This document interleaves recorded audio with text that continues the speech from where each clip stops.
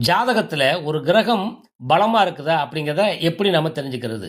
அந்த ஜாதகத்துல இருக்கக்கூடிய அந்த கிரகம் கேந்திர ஸ்தானங்கள் அப்படின்னு சொல்லப்படக்கூடிய 1ஆம் இடத்திலேயோ அல்லது 4ஆம் இடத்திலேயோ அல்லது 7ஆம் இடத்திலேயோ அல்லது 10ஆம் இடத்திலேயோ இந்த 4 இடங்கள்ல எந்த இடத்துல நின்னாலும் சரி.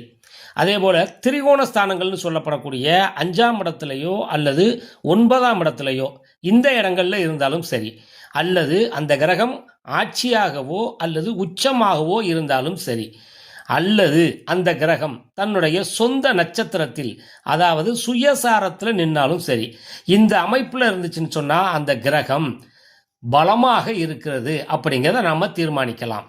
ஒரு கிரகம் பலமாக இருக்குதா அப்படிங்கிறத ஏன் நாம் தெரிஞ்சுக்கிறோம் அப்படின்னா, அந்த கிரகம் தான் செய்ய வேண்டிய பலனை தருவதற்கு அந்த கிரகத்தின் வலிமை அப்படிங்கிறது ரொம்ப ரொம்ப முக்கியம். நன்றி.